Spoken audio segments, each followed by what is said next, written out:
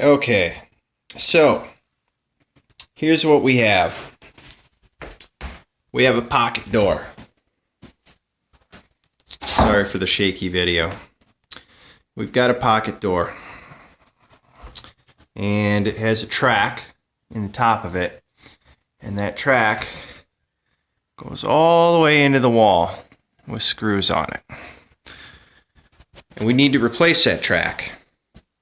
So the old track is going to have screws in it the whole length of the track. We need to get those out.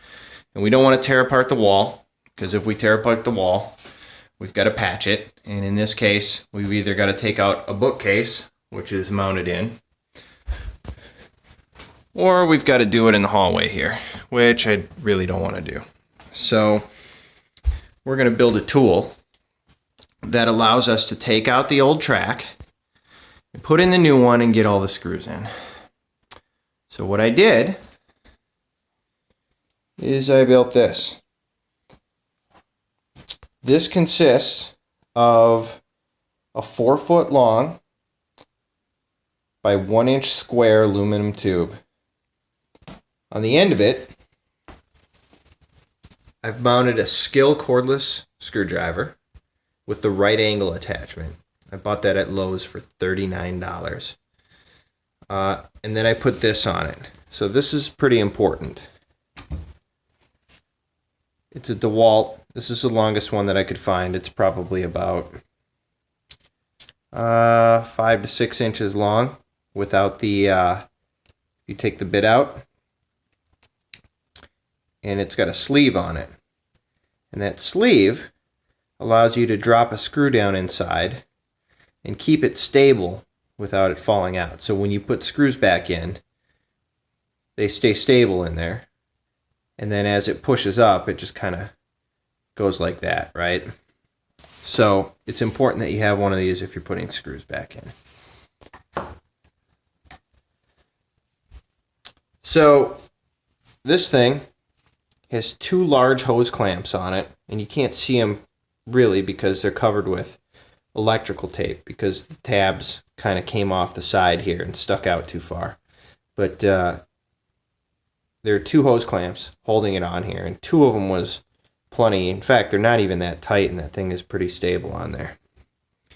And what I did here is, in order to pull the trigger from the other side, I wrapped a loop around here and tied a knot. I taped it so it wouldn't slide up and down on the button. And then I ran it all the way to this end, wrapped it around, and put it under there. So now we need to pull the trigger. We just loop our finger under there.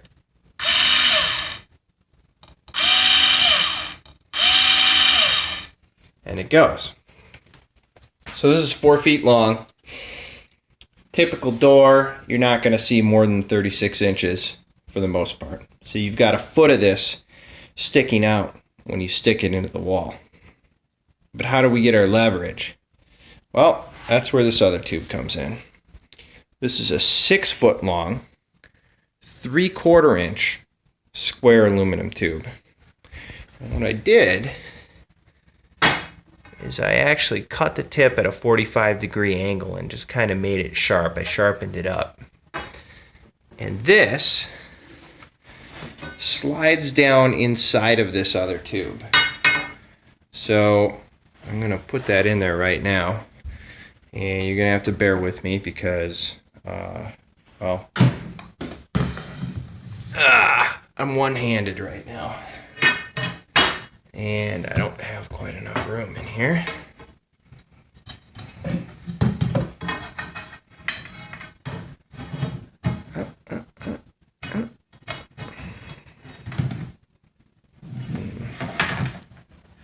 Come on.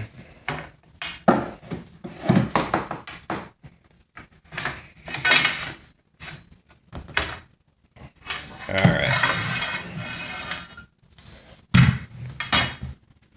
So now, here's what the whole thing looks like put together. It looks like that. And this slides back and forth. So the thing with your drill on it, or your cordless screwdriver, slides back and forth. The idea is that we slide the whole mechanism into the wall. So it goes down that gap in the wall. This barely fits, by the way, but this particular cordless drill was narrow enough to work. So it goes down the wall, and on this longer tube, basically what you'll do, you want two people to do this. You can do it two ways. You can stick that longer aluminum tube down to the end and tap this end of it with a hammer to have that sharpened end go into the stud at the very end of the thing. And that'll give you some leverage, right?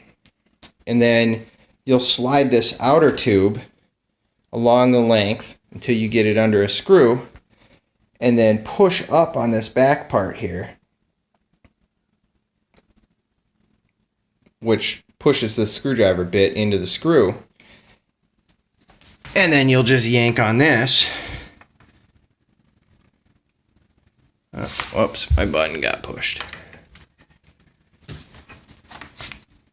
And then you'll just yank on this to take the screw out or put it in. And it actually works pretty nice. The problem I had was that using the whole leverage method, where you put the sharpened end in, it was kind of a pain in the butt to position the whole thing. And so what I ended up doing is I operated the 4-foot section, and my buddy stood at this end, and then I braced it when it was all the way in the wall. I put one hand here and held up as hard as I could, used my other hand to operate the string, and my buddy pulled down on the far end of it. So it was basically a lever, and the pivot point was my hand here. And that actually offered enough pressure to get those screws in and out of the wall. The ones coming out were a little difficult because they were old and they were regular Phillips heads. If you're going to do this, when you put the new screws in, you'll probably want to buy Spax screws or screws that have a Torx head on them or something like that, because then it's not so necessary for you to put a significant amount of upwards pressure on them, right? They'll just go in. So a Spax screw looks like, I don't know if you can see that there. It looks like a Phillips head, but it's actually got a little bit more of a square center to it. And there's a special bit that goes with it, so it doesn't require a lot of upwards pressure. Anyway, total cost for this. I had the 1-inch square aluminum tube. I think if you need one, I think they're about $10. The 6-foot long aluminum tube was $20. Now keep in mind this is at Lowe's and Home Depot. If you go to a metal supply place, you can probably get these two pieces of aluminum for about $5.